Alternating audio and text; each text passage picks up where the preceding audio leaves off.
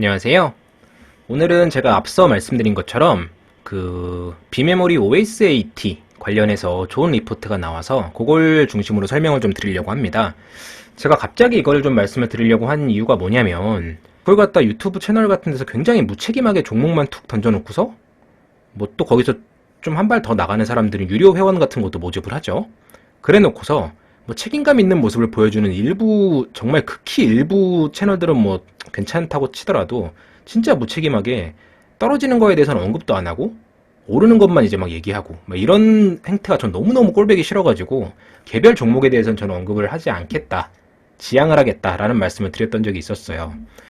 하지만 이제 채널 시청해주시는 분들께서 이제 매수를 하든 뭐 투자를 하든 그건 본인 책임이니까 종목들 정도는 언급을 해주면 뭐 나름대로 도움이 많이 될 것 같다 라고 의견을 주셔서 그것 때문에 이제 좀 한정적으로 제가 언급을 드리고는 있었어요. 하지만 이제 저 같은 경우는 범위가 그렇게 넓진 않잖아요. 대부분이 제가 한번 말씀드렸던 종목 그대로 또 말씀드리는 경우가 대부분이고, 종목들도 이제 제가 트래킹이 가능한 종목들만 말씀을 드리려고 노력을 하고 있고요.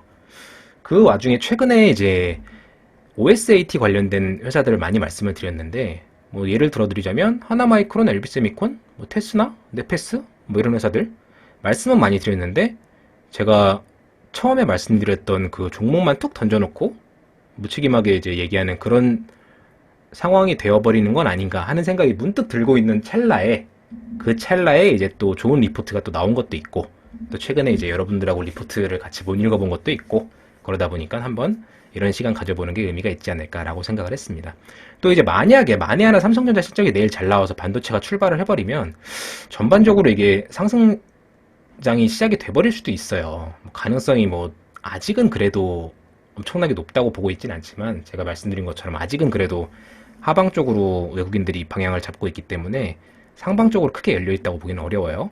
하지만 이제 혹시나 가능성이 없는 건 아니니까, 그래서 뒤로 밀어놓는 것도 좋지 않다고 생각을 해서 일단 리포트를 가져왔고, 제가 말씀드릴 그 메인 리포트는 이거예요.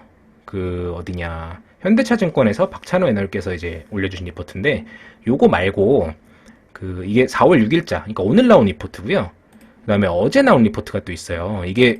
이거는 또 어디냐면 그 IBK투자증권에서 김은호 애널께서 올려주신 건데, 이건 어제 나온 건데 이게 또 이해를 돕는데 도움이 될 것 같아서 요거 먼저 살펴보고 그 다음에 그 리포트로 넘어가서 말씀을 드릴게요. 일단은 이게 리포트가 길이가 굉장히 길어요. 한 80몇 페이지, 70페이지가 넘어가거든요. 한 80페이지 정도 돼요. 그러다 보니까 좀 빨리빨리 넘어가야 될 것 같아요. 파운드리 전반적으로 이제 다 설명이 돼 있긴 하지만 우리는 이제 그 OSAT 관련된 부분 그거 위주로 좀 언급을 하면서 넘어가도록 할게요. 뭐 목차는 그냥 쭉 보시고, 제가 이 리포트도 나중에 링크 게시판에 따로 올려드릴게요. 그래서 일단은 쭉 넘어가면서, 일단 파운드리 같은 경우 이 개념은 이해를 하고 가셔야죠.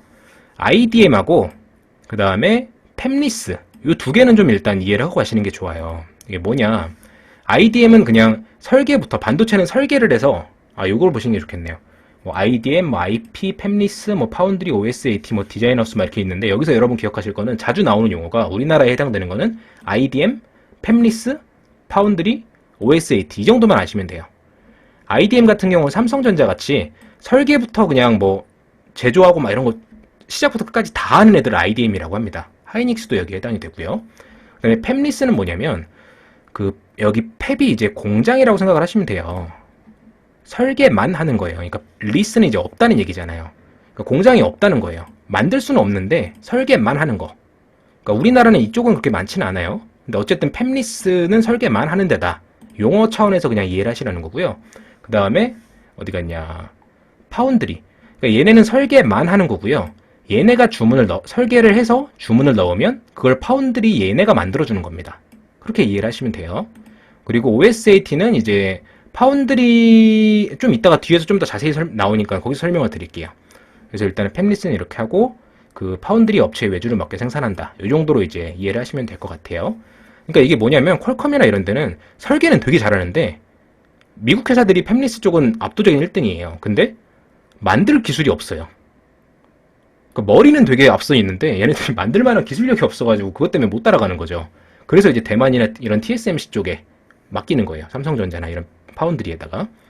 그래서 이런 큰 틀은 일단 보고 가시는 게 맞을 것 같고, 그래서 일단은 설계, 뭐 생산, 패키징, 테스트, 판매, 유통 뭐 이거 다 하는 게 IDM이다. 이렇게 보시면 될 것 같고요. 그래서 파운드리는 생산 공장이다. 팹리스에서 설계한 거를, 물론 이제 팹리스 것만 받아오는 건 아니에요. 근데 대부분 다 이쪽입니다. 그리고 그 다음에 OSAT는 요 영어로 보시는 게 조금 더 의미가 와닿기 쉬우실 것 같아요. 아웃소스드. 그러니까 이거 아웃소싱이라고 하면 좀 느낌이 와닿으시죠? 그 의뢰를 맡기는 거예요. 외주 맡기는 거고, 세미컨덕터는 반도체가 세미컨덕터예요. 그 다음에 뭐 이건 조립이나 테스트 뭐 이런 거니까 뭔가 반도체에 대해서 외주를 맡긴다 라고 생각을 하시면 될 것 같아요. 그러니까 뭐 패키징이나 테스트 이런 거를 이제 의뢰를 맡기는 건데, 일단은 IDM은 시작부터 끝까지 지가 다 하는 거라 그랬잖아요. 그리고 파운드리 같은 경우도 지가 이제 자체적으로 다 해요. 대부분 다 패키징이랑 테스트까지 다 하는데, 근데 최근에는 미세공정, 그러니까 우리가 이제 FST 투자하는 것도 마찬가지잖아요. EUV 관련된 미세공정 그런 관련 회사잖아요.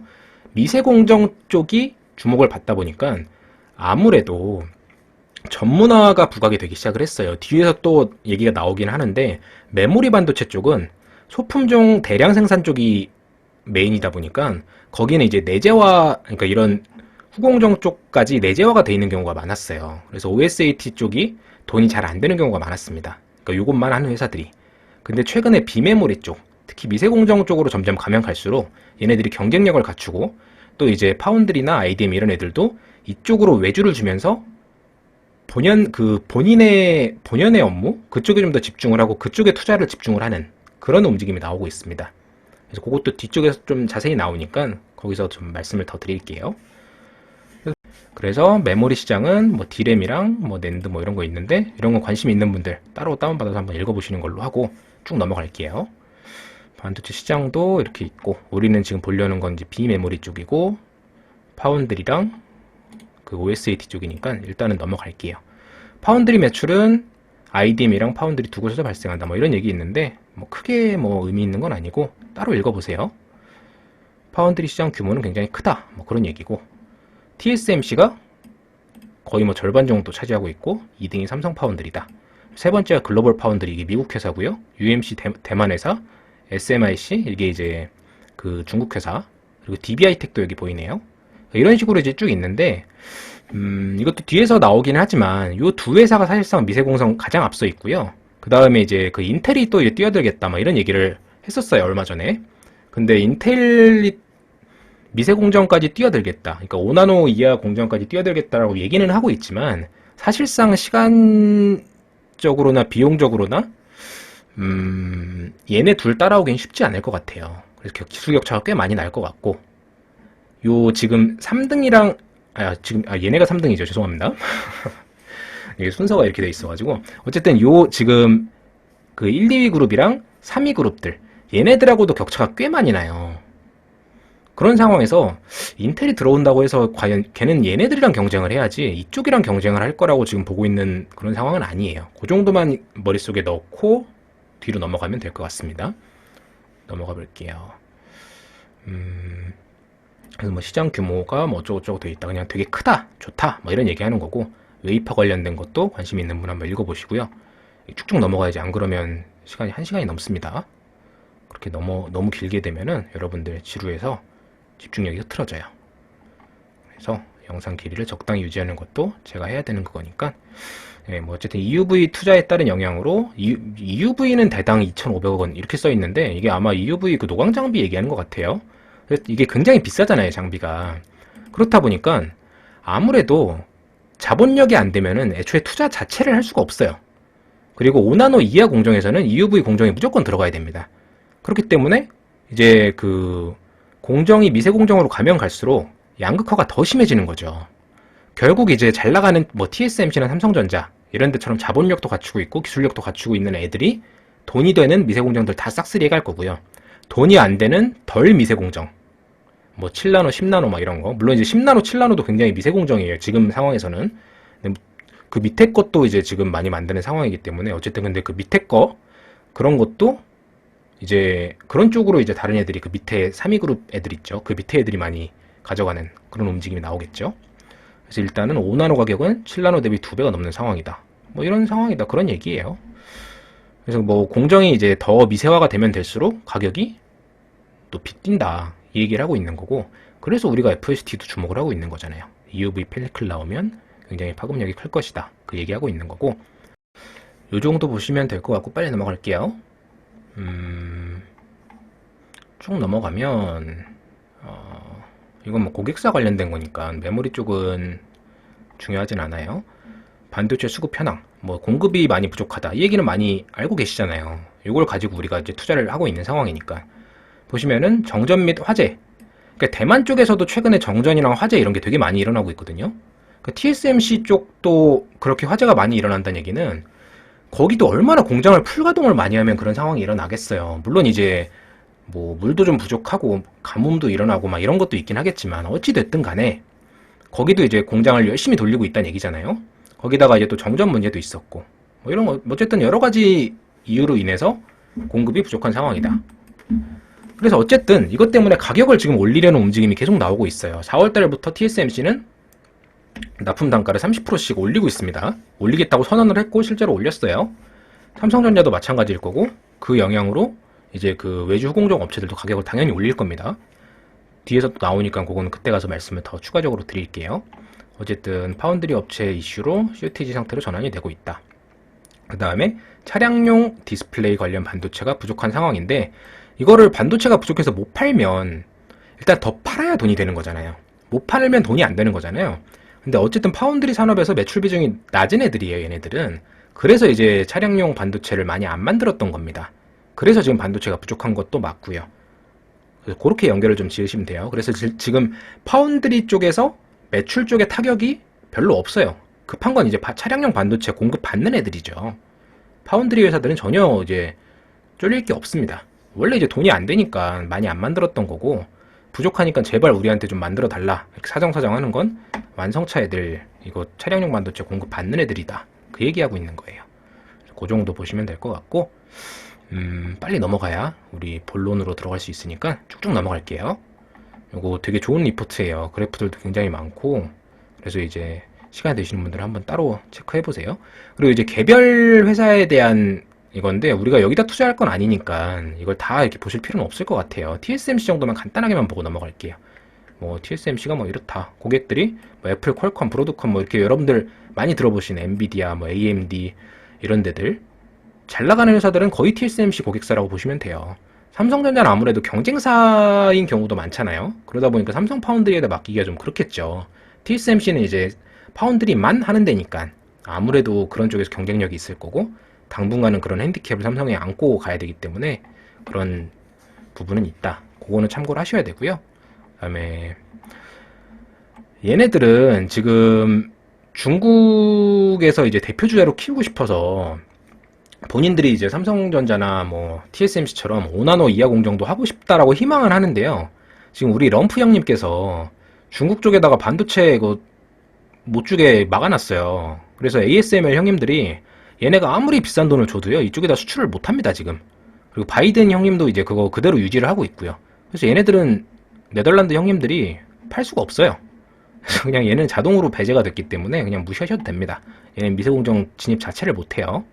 그냥 그런 이슈도 있다. 그 정도 참고를 하시면 될 것 같고, 그래서 지금 보시면은 파운드리 업체별 고객군 비중, 요것만 좀 한번 보시면 애플, 퀄컴 이런 잘 나가는 애들은 TSMC 쪽이 훨씬 많죠. 고객들이 쭉 많고, 삼성 파운드리의 최대 고객사는 삼성입니다. 참 우픈 그런 상황이죠. 그리고 이제 뭐 퀄컴도 이제 수주를 좀 따고, 근데 이제 얘네들이 꽉 차 보이잖아요. 대충 봐도 얘네들이 꽉 차가지고 이제 이쪽으로 조금씩 넘어오는 거지, 진짜 얘네들 기술력이 엄청나게 뛰어나서 이게 물량 수주를 받는 건 아니니까, 예, 그거 정도도 참고를 하시는 게 맞을 것 같아요. 그래서 이게 따라잡겠다고는 하지만 시간은 꽤 오래 걸리지 않을까. 얘네들도 잘 만들어요. 뭐 대만도 제조업이나 뭐 이런 걸로 되게 잘하는 나라라 가지고 그렇습니다.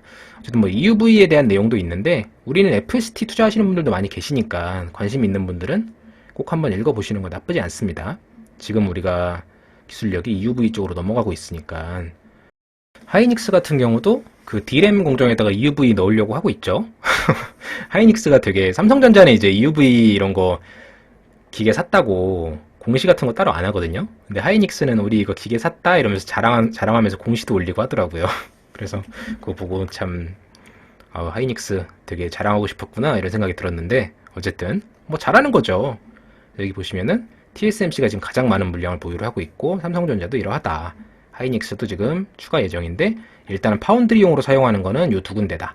다른 데는 지금 그럴 만한 돈도 없고 여력도 안 되고 아까 2,500억인가? 뭐 되게 비쌌잖아요. 근데 이거마저도 지금 공급을 할 수가 없어가지고 그 이재용 부회장님이 날라가서 이제 네덜란드 형님들한테 아, 우리한테 좀 물건 좀 줘. 이렇게 얘기를 하고 있는 상황입니다. 연간 생산량이 좀 제한이 되어 있다 보니까 예, 이것도 돈 준다고 바로바로 받을 수 있는 그게 아니에요. 그러다 보니까 더더욱 아까 그 SMIC처럼 중국에다가 줄 필요가 없겠죠. 어쨌든 하이닉스는 지금 디램용으로 사용을 하고 있다.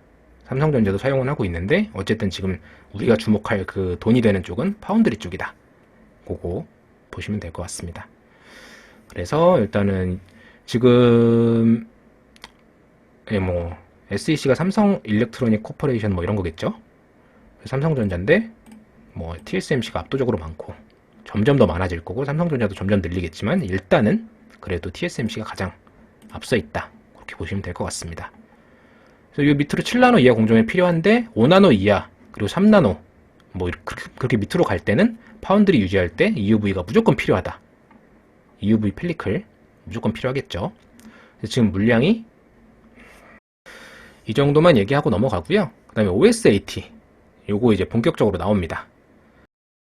이게 지금 OSAT 가지고 아웃자리가 이게 돼가지고 이게 뭔 소린가 했는데 이게 그냥 소스가 자동으로 번역이 된 것 같아요. 아웃소스드였죠 아까. 그래서 아웃소싱 주는 건데 그래서 뭐 이러이러하다. 그래서 공정은 이런데 이 공정은 그냥 궁금하신 분들은 보셔도 돼요. 근데 어쨌든 이런 공정들로 이렇게 이루어져 있는데 이 회사들 다 좋습니다. 그래서 이 중에서 그냥 땡기는 거 사시면 돼요. 근데 그 중에서 저는 이 LB세미콘이랑 하나마이크론, 뭐 SFA 반도체 여기도 좋고요. 테스나도 좋고. 저 윈팩은 솔직히 이번에 처음 봤어요. 저는 제가 잘 모르는 회사라 이게 상장된 회사인가 싶어가지고 찾아봤는데 제가 자세히 파본 건 아니지만 일단 뭐 버는 돈 대비해서 시총도 작은 편이라서 주가도 뭐 나름 괜찮고 상승폭도 최근에 많이 올랐더라고요. 잘 모르는 회사입니다. 제가 여기는. 근데 일단은 관심 있는 분들 한번 보시고 뭐 한미반도체나 뭐 다 좋은 회사들이죠. 뭐 하나마이크론, MK전자 뭐 다 괜찮은 회사들입니다. 근데 일단은 요 가운데 있는 쪽, 요쪽이 가장 제가 좋게 보고 있는 회사들이니까 그 정도 참고하시면 되고 리노공업도 워낙에 유명한 회사니까 투자하고 계신 분들도 많이 계실 거라고 생각을 합니다. 그래서 요거 한번 좀 이따가 다시 한번 얘기해 보는 걸로 하고요. OSAT는 그 메모리 쪽에도 공정이 있고 비메모리도 공정은 있는데 메모리 쪽은 아까 말씀드린 것처럼 상대적으로 구조가 조금 더 간단한 편이에요. 비메모리에 비해서는. 근데 이제 비메모리 쪽은 수익성이 좀 더 돈이 됩니다. 왜 그러냐면 좀 더 복잡하니까. 그래서 이제 부가 비용도 더 높게 받을 수가 있고 전문성을 어필을 할 수가 있다는 거죠. 그러니까 지금 아까 EUV나 이런 쪽이 돈이 많이 들어간다고 말씀드렸잖아요. 투자하고 막 시간도 많이 들어가고 이러는데 이런 그 후공정까지 얘네들이 다 신경을 쓰자니까 너무 자본이 분산이 되는 거예요.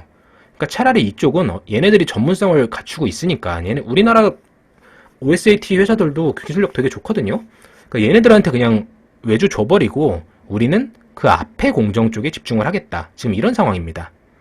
그게 더 효율성이 높잖아요. 투자도 앞쪽으로 집중을 해야지. 지금 EUV 그 노광 장비 하나만 해도 막 몇천억씩 하는 상황인데 이쪽으로 분산돼 버리면 부담이 너무 크잖아요. 지금 그런 상황이다. 이 얘기입니다. 그래서 파운드리 쪽 비중이 커지면 커질수록 파운드리는 결국 비메모리 쪽이거든요. 그러니까 지금 얘네들도 결국엔 수혜를 받아서 같이 커갈 거다. 그 얘기를 하고 있는 거예요. 이해되시죠? 그래서 이제 그 메모리 쪽이 주력이었던 그 몇 년 전, 그러니까 하이닉스도 그렇고 삼성전자도 그렇고 반도체 세계 1위라고 얘기하는 게 메모리 쪽이잖아요. 그게 세계 1위일 때는 OSAT 회사들이 그렇게 막 엄청나게 돈이 되는 그런 부가가치를 창출하지는 못했다. 하지만 최근에는 각광을 받는 이유가 비메모리 쪽, 파운드리가 부각을 받고 있기 때문이다. 그렇게 이해하시면 될 것 같습니다. 그래서 뭐 이런 과정들까지는 이제 여러분들께서 따로 공부를 하시는 게 좋을 것 같고요. OSAT도 마찬가지로 파운드리 관련된 거니까 TSMC가 파운드리 전 세계 1위잖아요. 압도적인 1위. 그러니까 이제 대만이 이제 전 세계 시장을 주도를 하고 있고요. 우리나라는 대만까지는 안 되고 있지만 그래도 우리나라도 이제 삼성전자랑 같이 연계를 해서 많이 성장을 하고 있습니다. 그래서 지금 좀 성격이 좀 다른데 그 글로벌 시장 같은 경우는 대만 쪽이나 뭐 미국 쪽이나 이런 데들은 비메모리 반도체 후공정 주로 처리한다 이렇게 돼 있고 우리나라는 공정별로 특화가 되어 있다.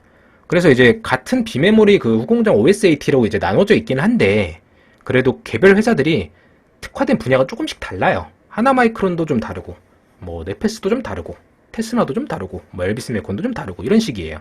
그래서 그 회사별로는 각각 공부하셔도 되는데, 모든 회사들이 지금 시험 업황이 너무 좋아가지고 풀가동을 해야 되는 그런 상황이다. 그 정도만 기억을 하시면 될 것 같습니다. 개별 회사에 대한 공부는 따로 하시는 게 좋을 것 같아요. 뭐 실적이나 이런 것도 따로 챙겨보시면 될 것 같고, 어쨌든 아직은 빅메모리 반도체 사업이 아직은 대만보다 작았잖아요. 근데 그래서 패키징 공정 난이도 낮을 때, 그러니까 이건 메모리 관련된, 과거에 메모리 위주로 사업을 구성했을 때는 수익성이 낮았다. 하지만 앞으로는 이제 반도체 미세화 공정에 발 맞춰서 전문성으로 부각을 시키고, 아까 말씀드린 것처럼 이제 OSAT 쪽으로 외주를 주고 선택과 집중을 하겠다 라고 얘기를 했죠. 그래서 삼성전자랑 같이 이제 성장을 해 나갈 것이다 라는 얘기입니다. 그러니까 이제 파운드리는 이제 열리는 시장이고, 얘랑 같이 성장해 나가는 OSAT 쪽은 주목을 꼭 하셔야 된다. 이제 시작이다. 그 얘기입니다. 물론 이제 많이 오르긴 했지만 충분히 더 오를 만한 가능성도 높다는 얘기예요. 그래서 이제 삼성전자랑 하이닉스 관련된 얘기인데, 요거는 이제 따로 살펴보시는 걸로 하고, 좋은 얘기들 많이 있습니다. 그래서 한번 관심 있는 분들은 링크 올려드릴 테니까 한번 읽어보시도록 하시고요. 저는 이제 본격적인 얘기로 넘어가서 다음 리포트로 넘어가도록 할게요.